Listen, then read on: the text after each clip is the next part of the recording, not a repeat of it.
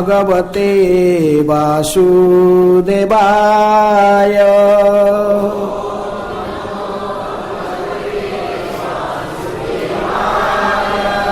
ओम नमः भगवते वासुदेवाय।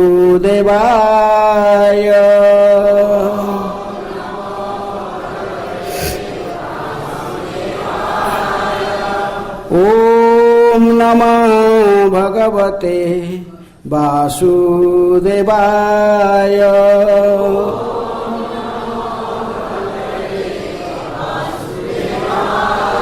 नारायणं नमस्कृत्य नरं चैव नरोत्तमं देवीं सरस्वतीं व्यासं ततो जयमुदीरये। नष्टप्रायेषु अभद्रेषु नित्यं भागवत सेवया भगवते उत्तम श्लोके भक्तिर्भवति नैष्ठिके। कृष्ण सुधामुपगते धर्म ज्ञानादिभिः कलौ नष्टदृशामेष पुराणार्कधुना उदितः। श्रीमद् भागवत पुराण की जय। श्रीमद् भागवतम से पाठ छठा स्कंध अध्याय 9 वृत्रासुर राक्षस का आविर्भाव। इस अध्याय के आज 10 नंबर श्लोक है। द्रव्य भूयः वरेण आपः तुरीयं जगृहुः मलं तासु बृहत्फेनाभ्यां दृष्टं तात हरति क्षिपन्। द्रव्यभूय वरेण आपः तुरीयं जगृहुर्मलं तासु बृहत्फेनाभ्यां दृष्टं तत् हरति क्षिपन्। शब्दार्थ द्रव्य अन्य वस्तुएं, भूयः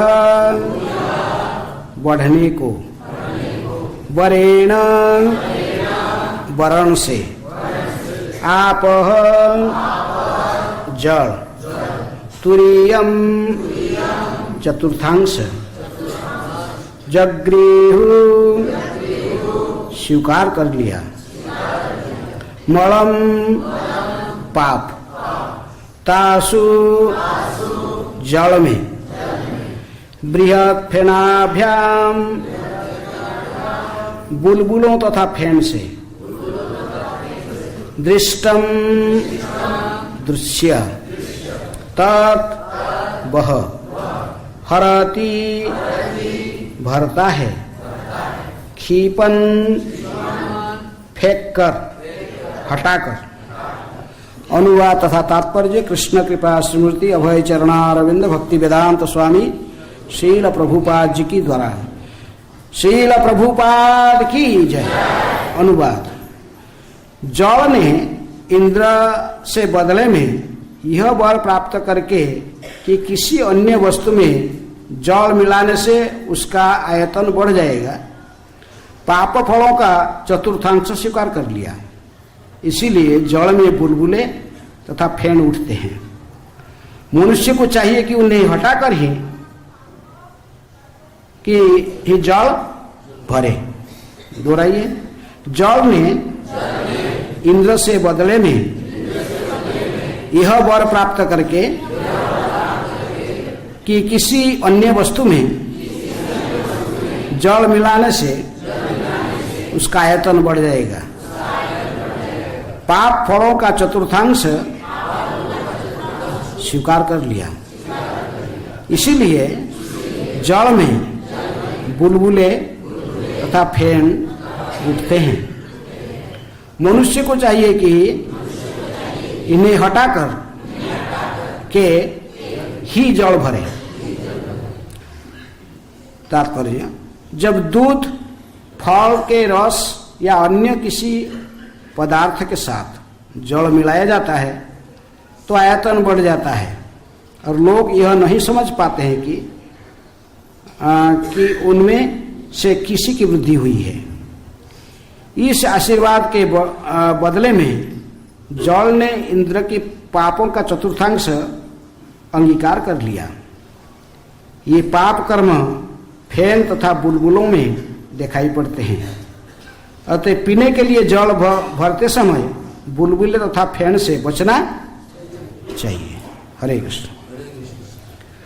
ओम अज्ञानातिमिरान्धस्य ज्ञानाञ्जन शैलाकया चक्षुरुन्मीलितं येन तस्मै श्रीगुरुवे नमः। श्रीचैतन्य मनोभीष्टं स्थापितं येन भूतले स्वयं रूप कदा मह्यं ददाति स्वपदान्तिकम्।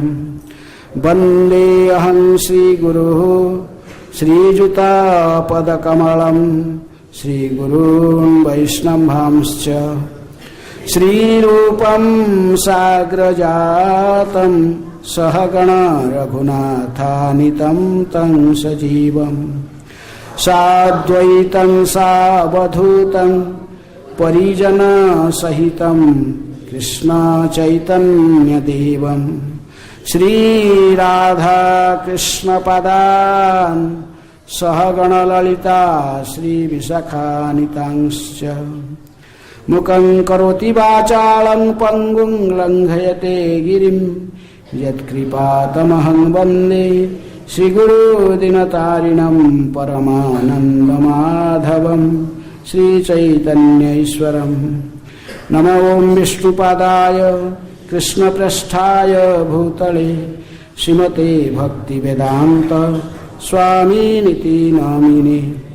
नमस्ते सारस्वते देवे गौरवाणी प्रचारिणे निर्विशेष शून्यवादी पाश्चात्य देशतारिणे। नमो महावदन्याय कृष्ण प्रेम प्रदायते कृष्णाय कृष्ण चैतन्य नामिने गौरतिशे नमः। हे कृष्ण करुणा सिंधु दीनबंधु जगत्पते गोपेश गोपिकाकांत राधाकांत नमस्तुते। तप्त कांचन गौरांगी राधे वृंदावनेश्वरी वृषभानुसुते देवी प्रणमामि हरिप्रिये। वंशाकल्पतरुभ्यश्च कृपा सिन्धुभ्येव च पतितानां पावनेभ्यो वैष्णवेभ्यो नमो नमः। श्री कृष्ण चैतन्य प्रभु नित्यानंद श्री अद्वैत गदाधर शिवासादि गौर भक्त वृंद। हरे कृष्ण कृष्ण कृष्ण हरे हरे हरे राम राम राम हरे हरे। द्रव्य भूय वरेण आपः तुर्यं जगृहुमलं तासु बृहत्फेनाभ्यां दृष्टं तत् हरति क्षिपन्। जल ने इंद्र से बदले में यह वर प्राप्त करके कि किसी अन्य वस्तु में जल मिलाने से उसका आयतन बढ़ जाएगा, पाप फलों का चतुर्थांश स्वीकार कर लिया। इसलिए जल में बुलबुले तथा फेन उठते हैं। मनुष्य को चाहिए कि इन्हें हटाकर ही जल भरे। तो ये प्रसंग में पहले आप श्रवण करके आए हैं कि किस प्रकार इंद्र ने जिसको ही स्वयं अपना पुरोहित तथा यज्ञ करने के लिए आमंत्रित करके ही लाया था बृहस्पति की अनुपस्थिति में। वो कौन था? विश्वरूप। तो विश्वरूप को वर्ण किया था त्वष्टा के पुत्र को। अब विश्वरूप के पिताजी थे कौन? देवता, और उसकी माता जी थी हैं असुर वंश की थी, असुर कुल के थे। तो इसलिए जो यज्ञ करता था विश्वरूप क्या कहता था? जोर से बोलता था, आहुति जो देता था यज्ञ में, क्योंकि यज्ञ में आहुति देने से देवताओं की शक्ति बढ़ता है। जिसके नाम से आहुति दी जाती है तो उसकी शक्ति बढ़ता है, उसकी बल, शक्ति, सामर्थ्य, बल, जस सब बढ़ता है। इसलिए देवताओं के नाम से आहुति दी जाती है। देवताओं यज्ञ से ही, यज्ञ की आहुति से जो घी वो पान करके ही उनकी शक्ति बढ़ता है। जिसके नाम से आहुति दिया जाएगा वो उसको ग्रहण करेगा। लेकिन ये विश्वरूप क्या कहता? देवताओं को भी भलाई चाहता था और पिताजी की तरफ से भी अच्छा चाहता था, माताजी की तरफ से भी। तो इसलिए जोर से जानता था कि सारे देवता बैठे हुए हैं, यज्ञ देवताओं को नहीं करा रहे हैं, इसलिए देवताओं के नाम तो उच्चारण करके स्वाहा करता था। ओम इंद्राय स्वाहा इदम इंद्राय कहता था। तो छुप से फिर क्या कहता था? ओम हिरण्यकशिपु स्वाहा हिरण्यकशिपु, वो छुप के बोलता था थोड़ा सा। लेकिन इसे कई यज्ञ संपन्न हो गया, अब तो पता नहीं चलता। बाद में आस्ते आस्ते पता लग गया। किसको? इंद्र को। बोलता ये पहले मंत्र उच्चारण, फिर बाद में कुछ बोल रहा, क्या बोलता है? तो फिर देखा, जब पता लगा कि ये तो हमको है, हमारे केवल कल्याण नहीं चाहता, राक्षसों को भी कल्याण चाहता ही है, दोनों का। तो देखा कि राक्षसों को भी यज्ञ की आहुति दे रहा है, तो इसलिए बड़े क्रोधित होकर वहीं यज्ञ स्थान पर क्या किया? इसका 3 सिर को काट दिया है। विश्वरूप का कितना सिर थे? 3 सिर किस लिए था? विश्वरूप का 3 सिर किस लिए था? एक सिर में सोमरस पान करता था, देवता लोग पान करते सोमरस है, अमृत। दूसरा सिर में वो मदिरा पीता था, राक्षस मदिरा पीते हैं, देवता लोग अमृत पीते हैं। इसलिए देवताओं को अमृत भी पान करने के उसको अधिकार था, और मदिरा भी पीता था, सुरापान भी करता था, और तीसरे में खाना खाता था। तो इंद्र ने इसका 3 सिर को ही काट दिया। तो काट के स्पॉट इसका डेथ हो गया, इसका मृत्यु हो गया। हाँ, मृत्यु तो हो गया, लेकिन इसलिए, लेकिन वो ब्राह्मण था, इसलिए इसको ब्रह्महत्या पाप लगा। ब्रह्महत्या पाप लगने के कारण इंद्र की तेज घट गया। ब्रह्महत्या पाप उसको पीछे भागने लगा, उसको कबलित करने के लिए। तो उन्होंने सोचा कि 1 साल ऐसे घूमे, लेकिन फिर सब अन्य देवताओं की सलाह लेकर वो सोचा कि पाप को बांट देना चाहिए। दूसरे यदि कोई मेरे पाप ले जाएगा तो अच्छा होगा, यदि मेरे पाप को ले जाएगा मैं पाप से मुक्त हो जाऊंगा। तो इसलिए वो अपने पापों को दूसरों को देना चाहता था। लेकिन इसमें 4 के नाम यहाँ पर उल्लिखित किए जो राजी हो गए उसके पाप लेने के लिए। ब्रह्महत्या पाप को एक नहीं लिया, चौथा। लेकिन तुलसी महारानी बिना कंडीशन से ले लेता है ना।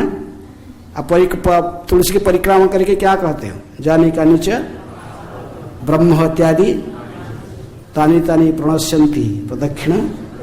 और तुलसी की परिक्रमा करे जलदान। तुलसी महारानी कोई कंडीशन नहीं रखता है,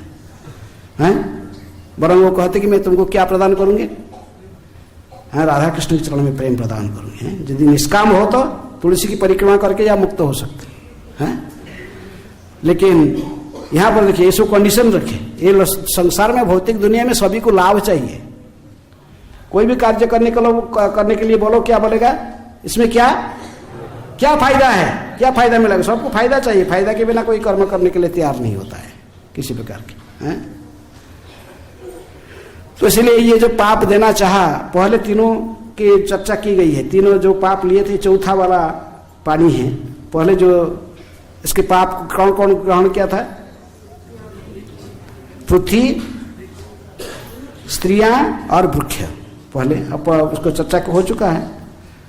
पृथ्वी ने पाप इसी कंडीशन से स्वीकार किया, 1/4 पाप लिया, पूरा नहीं, 1/4। किसके लिए? कहा कि इंद्र ने कहा कि जब तुम्हारी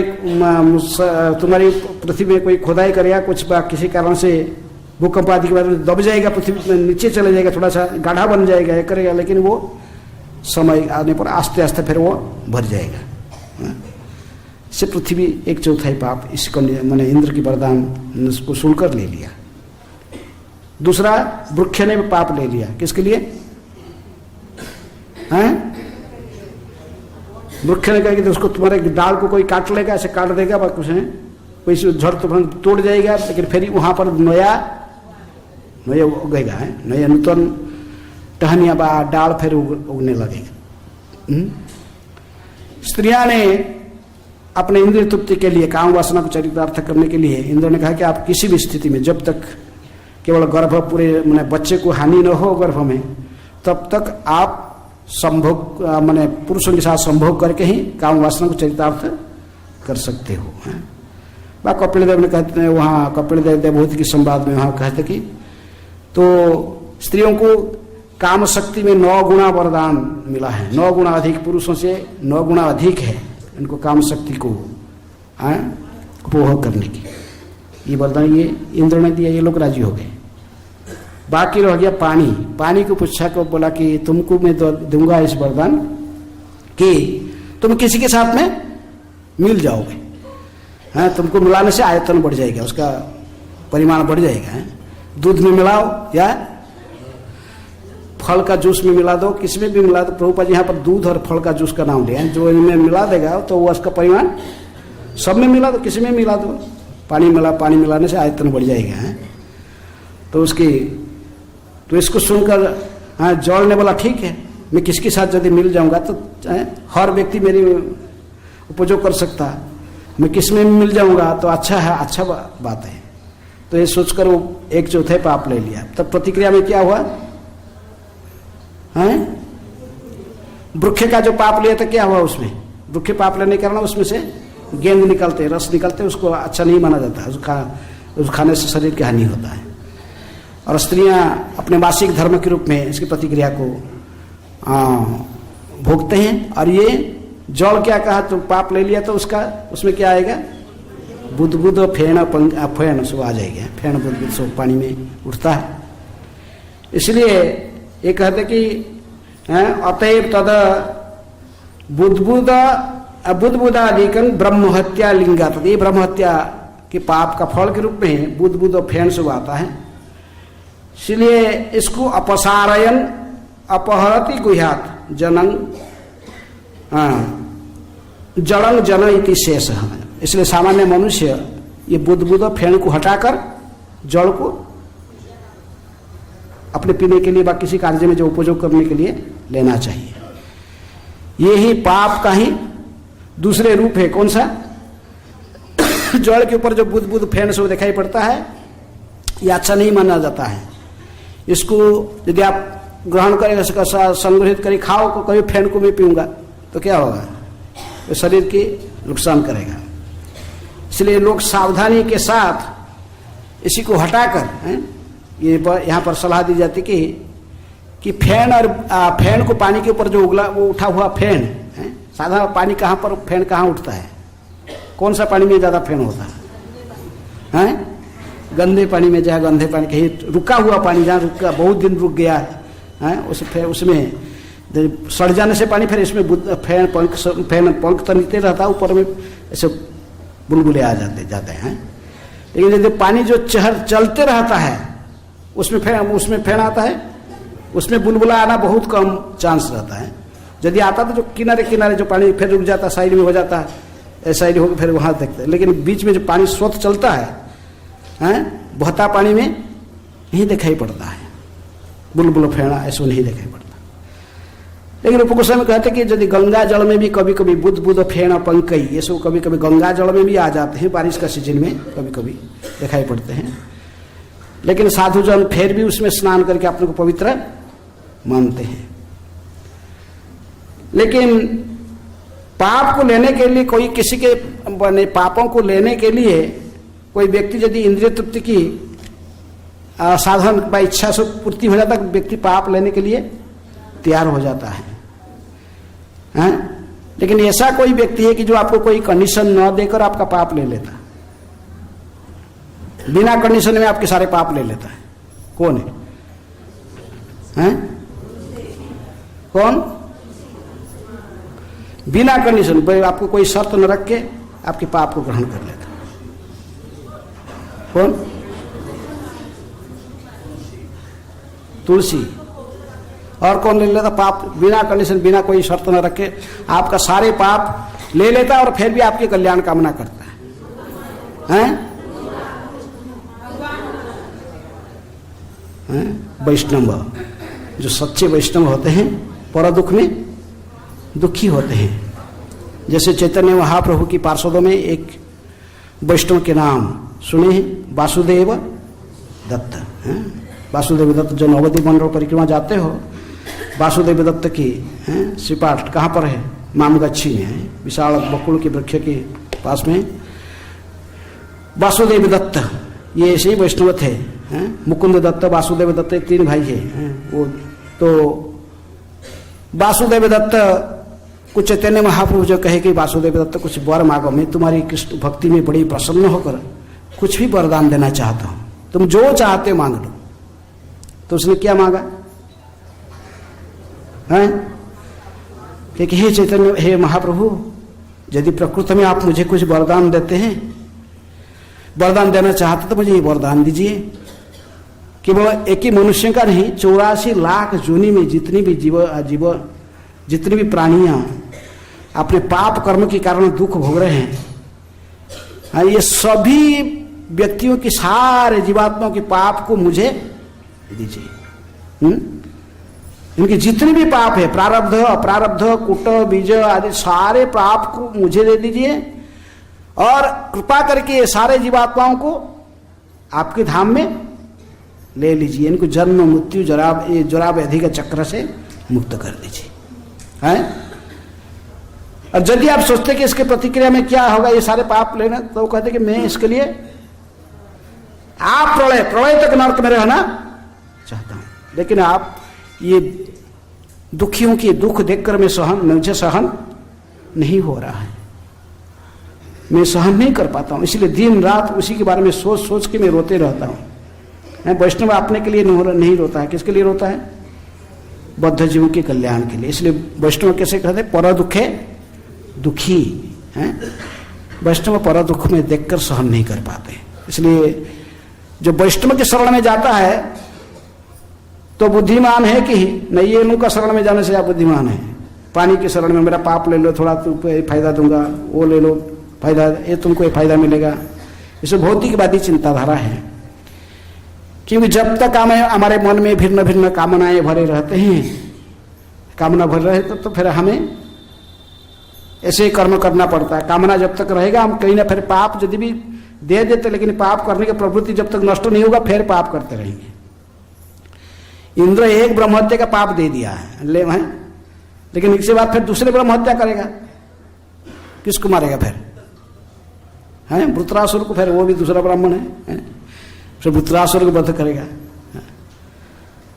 तो इसलिए पाप करने का प्रवृत्ति जब तक नष्ट नहीं होता है हम फिर पाप कर्म में बार बार लिप्त हो जाते हैं। इसलिए यदि भी हमारे पास द्वारा किसी प्रकार की पाप कर्म हो भी जाता है, ब्रह्म हत्या आदि भी कोई पाप हो गया, तो हमें किसके शरण में जाना चाहिए? वैष्णव की शरण में। वैष्णव, तुलसी महारानी भी वैष्णव भी हैं, ये बड़े दयालु होते हैं, ये किसी भी बद्ध जीव के दुख को देख नहीं पाते हैं। इसलिए उनकी शरण में जाने से ये हमको कुछ कंडीशन भी नहीं देते हैं, तुम्हारे पाप ले लूंगा इसलिए तो तुम मुझे मैं क्या, लेकिन ये अवश्य आपको ये कहते कि मैं तुम्हारे पाप तो सब ले लूंगा, लेकिन तुम कब ले लूँ? जब भी तुम कृष्ण की भक्ति करोगे। जगाए माधाए के सारे पाप, एक तो ब्रह्महत्या के, वो तो कितनी ब्रह्महत्या कितने किए थे कोई ठिकाना नहीं है, लेकिन फिर भी गौरांग महाप्रभु उनके सारे पाप को ले लिए। नित्यानंद प्रभु की कृपा से इनके समस्त पाप कर्म से मुक्त हो गए। जगाई माधाय, तारो साखी जगाई माधाय, पापी तापी जत छिल हरिनामे उद्धारिल तारो साखी जगाए माधाय। ये जगाए माधाय इतने भी महापापी थे, ये कितनी ब्रह्महत्या का इधर कोई ठिकाना नहीं है। लेकिन फिर भी वो जब नित्यानंद प्रभु इनको शरण में ले लिए, वैष्णव तो इतनी दयालु होते हैं, माधाय ने ये कूलर को फेंक कर, शराब पीने वाला कूलर को फेंक कर उनके सिर भी फोड़ दिया, खून में निकाला है, फिर भी कहते कि अरे सिर को तोड़ाता तो है, लेकिन माधाय एक बार तो बोलो, क्या बोलो, हरे कृष्णा कृष्णा कृष्णा हरे हरे, हरे राम राम राम हरे हरे। वैष्णव आपके सभी पाप को लेने के लिए भी तैयार रहते, लेकिन आपको कहते कि आप कृष्ण की भक्ति करो, हरिनाम की उच्चारण करो, है? लेकिन जब आप कोई पाप करते हैं फिर दोबारा ऐसे पाप को न कर, जब वैष्णव पाप ले ले तो फिर कहते दोबारा ये पाप नहीं करना। जगाए माधाय के पाप को तो ले लिए गौरांग महाप्रभु, जब जगाए माधाय को पाप ले ली तुरंत ही कैसे बन गए वो, पूरे श्यामा सुंदर है, पूरा काला हो गया वर्ण, गौरांग वर्ण था काले दिखने लगा। जब काला रूप काला बन गया है, महाप्रभु पूछे मैं कैसे देख रहा हूँ, जगाए माधाय कहते थे कि देखो तुम्हारे पाप लेने का शरीर पर ना, क्योंकि सिखाने के लिए। अद्वैत आचार्य बोलते कि तो बहुत सुंदर दिख रहा है, ये तो साक्षात कैसे दिख रहा है, कृष्ण जैसे दिख रहे हैं। आप छुपा के रखे थे अपने स्वरूप को, स्वरूप में आ गए और कृष्ण जैसे आप वो श्यामा सुंदर दिख रहे हैं। लेकिन वो सिखाने के लिए कही कि देखे, महाप्रभु ने अनुनय किया कि हे जगाए माधाय, तो आप फिर दोबारा पाप नहीं करना। उनको शिष्य स्वीकार कर लिए महाप्रभु ने नित्यानंद की कृपा से, तो वो कहे कि दोबारा पाप नहीं करना, सारे पाप ले ले तो फिर दोबारा पाप नहीं करना। दोबारा पाप कौन नहीं कर सकता है, जिसके मन में किसी भौतिक कामनाएं ना हो। पहले हम पाप करने के प्रवृत्ति से बचना चाहिए, जड़ को नष्ट करना चाहिए। इंद्र ये नहीं नष्ट नहीं करता, वो खाली पाप है। इंद्र कभी भोगने का इच्छा को त्याग नहीं पाता, इसलिए बार बार पाप कर्म करते रहता है। यदि आप पुराण पढ़ोगे, भागवत पढ़ोगे तो देखोगे इंद्र बार बार वही काम करो, फिर करें। गोवर्धन को उठाए भगवान ने, उसी को देख, सारे ब्रजवासियों ने तो एक ब्राह्मण को मारा, उसको किसको मारना चाहता था वो? सारे ब्रज में जितने भी रहने वाले, उसमें तो कितने ब्राह्मण थे, कितने वैष्णव थे, कितने आए ब्रजवासी लोगों को, सभी को मार डालना चाहता था। इंद्र ने इसलिए भेजा था किसको? सिम्बर तक मेघ 49 मूर्ति पवन के साथ इनको भेजा था, झड़ तूफान बात्या करके सबको मार डालो। देखो थोड़ा सा उसके सम्मान से आंच आ गया कि उसका पूजा बंद कर दिया गया। कृष्ण कहने पर ब्रजवासी उसका पूजा बंद करके किसकी पूजा किए? गोवर्धन की पूजा किए थे। ये नहीं सोचा था अरे कितने सालों से ये लोग मेरी पूजा कर रहे थे, नहीं, तुरंत क्रोध आ गया। भगवान ने गोवर्धन को धारण किए, 7 दिन 7 रात उसको बताए, देख मैं कौन हूं, पता लगा इसको ये कृष्ण भगवान है? आके माफी भी मांग लिया, और ऐसा काम नहीं करूंगा।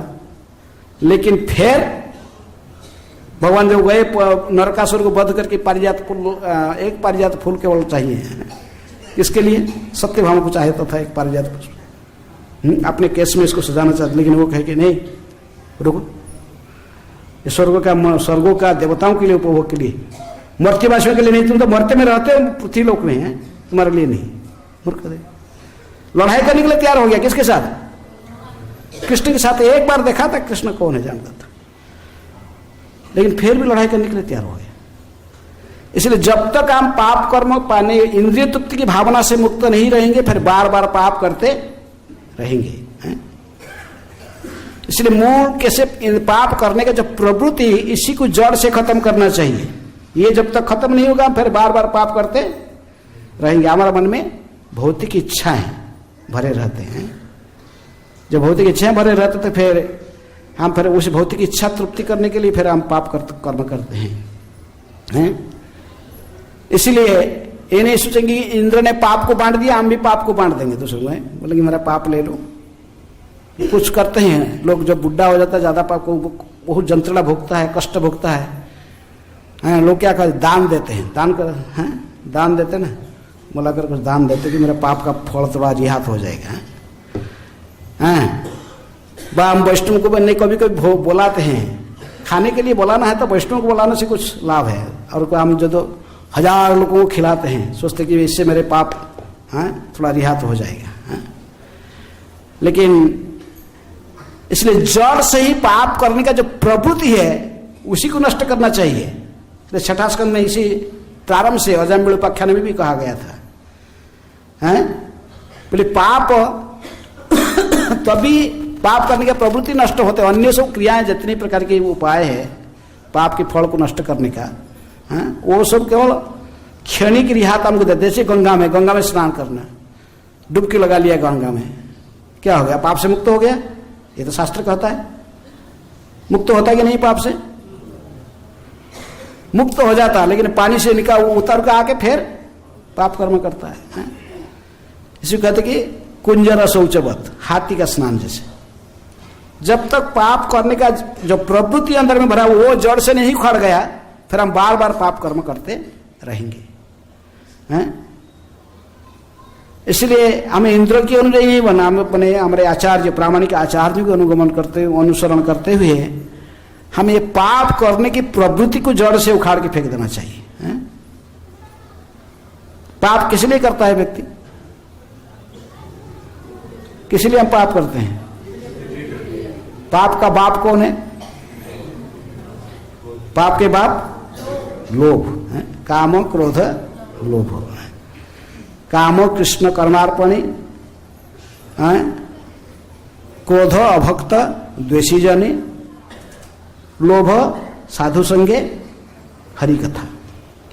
नियमित रूप से हरि कथा को श्रवण करने से, भक्तों की संगति में बैठकर हरि कीर्तन करने से, ये तो फिर ये इसके प्रति लोभी होने से यही पाप के बाप है। पाप इसलिए लोभ के लिए करते। ये लोग पाप, इंद्र ने पाप किस लिए किया? किसको मार डाला इसको? ये सोचा कि मेरे इंद्र पद चल जाएगा, वो लोग शक्तिमान बन जाएंगे। कौन? राक्षस उनके नाम से आहुति दे रहा है, इसलिए वो भयभीत हो गया, सोचा कि कुछ नुकसान हो जाएगा, इसलिए वो एक ब्राह्मण को वध करने का दोष को विश्वास है। उसको गुरु रूप में भी बनाया था, बृहस्पति की जगह पर उसको गुरु बनाया था, तो उसको, लेकिन फिर भी उसको मार डाला। इसलिए हमारे मन में ये लाभ कुछ कोई भी कार्य करके उसका फायदा उठाने के नहीं चाहना है। और लोग कर्मकांड यज्ञ करते हैं, किस लिए करते हैं? ये कर्मकांड जब बता गए ये करने से ये मिलेगा, वो करने से हमें धन चाहिए, तो किसका पूजा करो? लक्ष्मी का पूजा करो। बाधा विघ्न से नष्ट होना, मुक्त होना तो गणेश का पूजा करो, हैं? विद्यावान बड़ा प्रसिद्ध दिग्विजयी पंडित विद्वान बनना है, सरस्वती का पूजा करो। इंजीनियर बनना है, बड़ा इंजीनियर बनना है, विश्वकर्मा का पूजा करो। ऐसे बता गए, ऐसे करते रहते। इसीलिए करते, किस लिए करते? अनकंडीशनल नहीं, कुछ फायदा मिलेगा, है? ये करने से मिलेगा, ये मिलेगा, है? सब सारा दुनिया में लोग यही सोचते हैं, ये मिलेगा इसलिए करेंगे, हैं? जब कुछ नहीं मिलने वाला तो हम कुछ नहीं करेंगे, हैं? जो ज्ञानी लोग जानते कि अरे ये सब ठीक नहीं है, ये जो लेकिन भी हम करेंगे कि अच्छा है कि मोक्ष प्राप्त कर ले। ज्ञानी लोग इसलिए मोक्ष के पीछे पड़ते हैं। वो कहते कि नहीं, हमें मोक्ष मिल जाए, हम पूरे ब्रह्म में, ब्रह्म तेज में लीन हो जाएंगे बस, है? ये शरीर को रखेंगे नहीं, शरीर जब बार शरीर है ना, बार दोबारा शरीर नहीं चाहिए। लेकिन ये होने पर भी यदि कोई सोचता है कि मैं ज्ञान मार्ग में जाकर मुक्ति प्राप्त कर लूंगा, मोक्ष प्राप्त करूंगा, लेकिन ये शरीर जीवात्मा कभी ब्रह्म में एकाकार नहीं हो सकता। ये सदा अपनी स्थिति को बजाय रखता है, इसलिए पतंती अध, क्षणिक कुछ टेम्पररी के लिए प्रवेश कर, लेकिन फिर भी वो पतित हो जाता है इस भौतिक संसार में, जन्म मृत्यु संसार में फंस जाता, फिर पतित हो जाता है। इसलिए नरोत्तम दास ठाकुर कहते कि कर्मकांड ज्ञानकांड सकली विषेर भांड, अमृत बलिया जेऊ खाए, नाना जोनी सही फेरे, कदर जे भक्षण करे, तारा जन्म अधपते जाए। यदि कोई इसे कर्मकांड को आश्रय करके ही कुछ फायदा मिलेगा, लाभ मिलेगा, इसलिए वो यज्ञ आदि करते रहता है, वह कोई मुख्य कामना करने के लिए ज्ञान के अभ्यास करता है, ये सब प्रकृति में समाधान नहीं करता जीवन के सभी समस्या का। ये प्रकृति में बाहर में अमृत के प्यार जैसे देखते हैं, पर लेकिन प्रकृति में ये विष के उसका अंदर भरा रहता है, जो क्या है? विष, जहर। तो इसको खाने से हम फिर बार बार जन्म चक्र में भटकते रहते हैं, 84 लाख योनि में। इसलिए बुद्धिमान मनुष्य जो वैष्णव होते हैं इसमें नहीं फंसते हैं, इसमें कुछ फायदा लेकर कोई कार्य नहीं करते हैं। हम तुम्हारे पाप ले लेंगे, लेकिन इसलिए तुम्हें ये करना पड़ेगा, ऐसे ही हम कहते हैं गुरु जब दीक्षा देता है शिष्य को, दीक्षा देकर क्या करता उसका पाप को ग्रहण करता ना। दीक्षा काले शिष्य करे आत्मसमर्पण, दीक्षा के समय से आत्मसमर्पण करता तो उसके कर, लेकिन गुरु सारे पाप इसको ले लेता है। उसका उस समय दीक्षा के समय में यज्ञ को विष्णु को साक्षी रखकर इसके सारे पाप कर्म को गुरु ले लेता है, लेकिन कहता है कि दोबारा ऐसे पाप कर्म नहीं करना, चार नियम को पालन करना, नशा नहीं करनी। ये चार चत्र पाप चतुर्विधम, पाप मुख्य रूप में चारों क्रिया के द्वारा होती है। नशा करने से, जुआसोटा खेलने से, मांसाहार करने से और अवैध संग से, अवैध स्त्री अवैध पुरुष संग से ये पाप होता है। ये चारों क्रियाओं से पाप है। इसलिए गुरु कहता है कि ठीक है, तुम्हारे जितने पाप पहले किया था सारे पाप ले लिया मैं, कोई कंडीशन नहीं है लेकिन तुम दो बार बार ऐसे ही नहीं करते रहना। अब इसे प्रमिस कर दिया कि दोबारा ऐसे पाप कर्म नहीं करूंगा। जगाए माधाय ने ऐसे महाप्रभु को, चैतन्य महाप्रभु को, नित्यानंद को प्रमिस किया हम सारे और कहीं नहीं करेंगे, और कभी भी पहले बात में जो किए थे बात में फिर दोबारा नहीं किया, दोबारा कभी पाप कर्म नहीं किए। लेकिन हमारा प्रवृत्ति क्या है, हम गुरु को तो बोल देते हैं लेकिन फिर भी पाप कर्म करते रहते, तो क्या होगा? हम जगाई माधाई होते आमी से पापिष्ठ, पूरी से रो कीट होते आमी से। हमको सिखाने के लिए, कृष्णदास कविराज गोस्वामी की स्थिति ऐसा नहीं था, लेकिन हमको सिखाने के लिए जानना चाहिए हमारा स्थिति कैसे है। हम जगाई माधाई से भी अधिक पापिष्ठ है।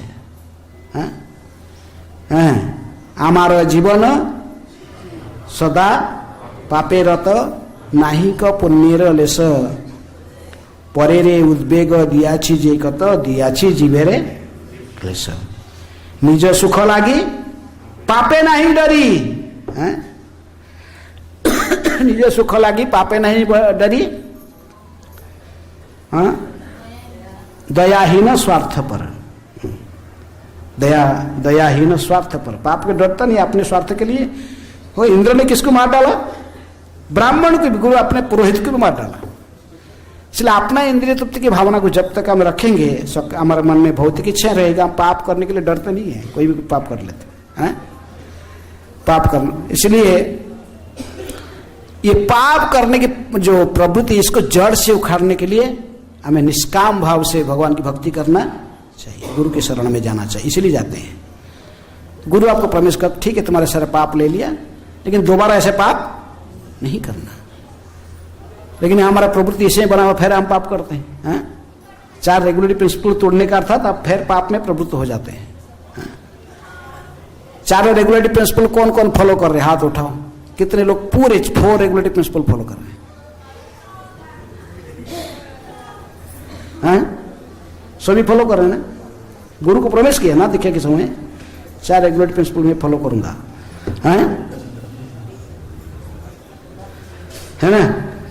अब फॉलो नहीं करोगे तो क्या होगा? कैसे फिर? गुरु तो एक बार ले लिया पाप, लेकिन पाप सब लेके फिर बोला कि ये फिर और पाप नहीं करने। पाप करने के जो मुख्य आश्रय है, आशय जो है चार से बचना है। लेकिन हम फिर पाप करते रहते हैं। कैसे करते हैं? अब नशा थोड़ी करते हैं, नशा करते हैं अपना, छोड़ दिया बस छोड़ दिया। कोई ऐसे एक दो कोई भक्त ऐसा होता, थोड़ा उसका पहले से खैनी खाने का अभ्यास रहता, बात थोड़ा खैनी, वो छोड़ते नहीं। अब जब भक्त तो सब छोड़ देते। कोई लोग कहते जिसको खैनी खाने का अभ्यास है ना, छोड़ेगा नहीं वो आसान से। मैं देखा, मैं किसी लोग को भक्त बनाया था, भक्त डायरेक्टर था, अभी वो लोग को 20 साल भी हो गया, लेकिन वो खैनी खाना नहीं, सब करता है, भगवान के नाम जपता सब कुछ, लेकिन ये नहीं छोड़ेगा इतना आसान से। खैनी खाना, तम्बाकू, शराब, ये सब नशा करने की प्रवृत्ति है, ये छूटता नहीं है, बहुत होता है। ड्रग्स हम लेते हैं कभी कभी, वैसे मेडिसिन के नाम से भी ड्रग्स लेते हैं। चलो कोई अस्वस्थ हो गया, ज़्यादा हो गया, लेकिन फिर वो हैबिट बना लेते स्वास्थ्य को अच्छा रखने के लिए। नशा नहीं करना, जुआ सट्टा नहीं खेलना। लेकिन सादे से तो कभी कभी देखते हैं कि हम भक्त होते हुए पर भी शेयर मार्केट में खेलते हैं, शेयर मार्केट में पैसा के लोभ में खेलते हैं। तो वो क्या है? सट्टा है ना, जुआ भी है, वो भी जुआ है। ये भी जुआ है, पैसे मैंने सट्टा शेयर मार्केट में खेलना है, लैपटॉप खोल के बस। हाँ, यही भी सट्टा है। नशा नहीं करना, सट्टा नहीं खेलना, और मांसाहार है, आमिष नहीं, आमिष भक्षण। लेकिन विशेष रूप में बंगाल में, उड़ीसा में इनको मछली छोड़ना बड़ा कठिन होता है, मांस खाना तो छोड़ देंगे। मायापुर में एक बार मैं सेविंग हो रहा था, नाई ने जो सेविंग कर रहा था वो भी तिलक लगा रखा, कंठी भी है गले में। भाई मैं जानते हैं बंगाल के लोग मछली खाते हैं। मैं पूछा आप तो बड़े वैष्णव हो? बोला हाँ हाँ हम वैष्णव हैं, हमारे घर में सब वैष्णव है। मैंने अच्छा आप मछली खाते हो? बोला गोसाई एटा तो जले रे फल, मछली एटा जले रे। हाँ सर, इसलिए कभी कभी हम ऐसा ही कर देते हैं। वेजिटेरियन वेजिटेबल मैंने जो अंडे को भी वेजिटेरियन कोई जगह पर मिल जाए। जैसे कभी कभी ऐसे ही प्याज और सुना, अरे क्या है गार्लिक टनिक पी लो, कफ हो रहा ना। गार्लिक नहीं खाना, लहसुन नहीं खाना, प्याज नहीं, लेकिन उसका रस को पी सकते मेडिसिन तरफ। मैं देखा कई बड़े बड़े कई वैष्णव लोग क्या करते, गार्लिक टनिक पीते हैं, गार्लिक टनिक, ऑनियन का रस। हाँ, तो इससे हम नियम तोड़ते हैं कि गार्लिक और ऑनियन का जो रस है वो राक्षस के, दो राक्षसों के खून से बना हुआ है जो है, बड़ा कहानी उसको नहीं बोलता मैं। तो इसलिए कभी कभी तोड़ते हैं। और सबसे जो कठिन है अवैध संग। हाँ, चाहे दैहिक रूप में हम छोड़ दिए हैं, कोई संग नहीं कर रहा, लेकिन मानसिक स्तर पर होते रहता है। इसी के लिए तो भक्ति सिद्धांत सरस्वती ठाकुर ने नवद्वीप में सारे बाबा जी को चैलेंज किया था। जब गौर किशोर दास बाबा जी महाराज ने नित्रेड़ा में प्रवेश की, उनके शरीर को लेकर कौन समाधि देगा, झगड़े लग गए बाबा जी लोग सब। वो बाबा जी बोला मैं लूंगा, मेरा सब सोचे कि ये तो सिद्ध बाबा के रूप में पूरे दुनिया में इनकी ख्याति है, जिसके आश्रम में इनकी समाधि रहेगा तो लोग हजारों लोग आएंगे इनके दर्शन करने, परिक्रमा करेंगे, सब दक्षिणा मिलेगा ज्यादा है। इसी लोग में सभी लोग इसी लोग में चाहते थे, गुरु के साथ अमर है। लेकिन भक्ति ठाकुर कहे कि तुम लोग कोई शिष्य का अधिकार है गुरु की शरीर को लेकर समाधि देना, मैं इनकी एकमात्र शिष्य हूँ।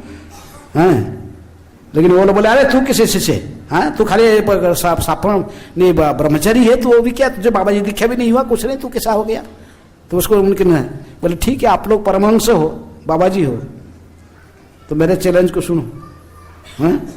1 साल के अंदर में यदि कोई अवैध संग से मुक्त है, केवल दैहिक रूप में नहीं, मानसिक स्तर पर यदि किसी स्त्री का कोई चिंतन करके विकार नहीं आया, तो फिर इस मेरे परमहंस गुरुदेव गौर किशोर दास बाबा जी महाराज के शरीर को उठा के ले सकते। सारे बाबा जी एक दूसरे को देखे, लेकिन कोई आया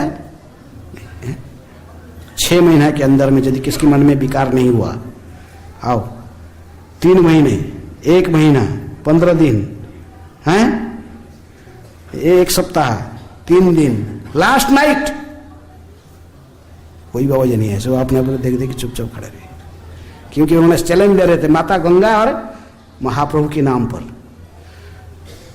भक्तिनाथ सरस्वती ठाकुर अपने गुरु महाराज के शरीर को उठाकर लेके चले गए, सब देखते रहे हैं। ये बड़े कठिन है मानसिक स्तर पर इसको हटाना, अवैध स्त्री संग के चिंतन को है। विकार आता है, कोई रास्ता में जाता है, कोई सुंदर स्त्री देखने से ही मोहिनी मूर्ति को, मोहिनी को देखकर, मोहिनी रूप को देखकर सारे देवता लोग मोहित हो गए, भागे उनके पीछे हैं। मुझे शंकर जी स्वयं भागे भगवान मोहिनी। तो ये होता है मन में विकार आना, लेकिन इससे भी बचना चाहिए। हम सोचा अरे ये कलयुग में, कुछ लोग कहते कलयुग में तो ऐसा वरदान है कि जो साक्षात दैहिक अब पाप नहीं करेंगे तब तक हमको उसका भोगना नहीं पड़ेगा। ऐसे मन में आने से उसका पाप नहीं काउंट नहीं होता। मन में यदि पुण्य चिंतन करता है वो काउंट हो जाता है। लेकिन यदि माइंड से हम ऐसे बुरे चिंतन को हटाएंगे नहीं, तो फिर थिंकिंग, विलिंग, फिर एक्टिंग। थिंकिंग चिंतन करते करते फिर आस्ते आस्ते कभी ना कभी मन इतनी दुष्ट है, आपको कभी कभी उसमें प्रभुत्व कर देता है। थिंकिंग, विलिंग, फिर एक्टिंग स्तर पर आ जाता है। इसलिए हमें इस पाप से बचना चाहिए, अंतकरण से, जड़ से ही पाप करने की प्रवृत्ति को उठाना। सबसे बड़ा शत्रु यही है। भगवान गीता में 3 अध्याय के अंत में कहते कि यही शत्रु महाबाहो काम रूप सुदुष्करम है। ये काम रूपी जो लस्टी डिजायर है, तो ये सबसे बड़ा हमारा शत्रु है, और कोई शत्रु नहीं है। हमारे मन में ये जो डिजायर को त्यागना चाहिए, इससे बचना चाहिए। आवृत ज्ञान में तेना ज्ञानी ना नित्य वैरिणा काम रूपेण कौन्तेय दुष्कुरेण न लेने चाहिए। ये काम रूपी शत्रु बड़े बड़े ज्ञानियों के ज्ञान को भी हरण कर लेता है।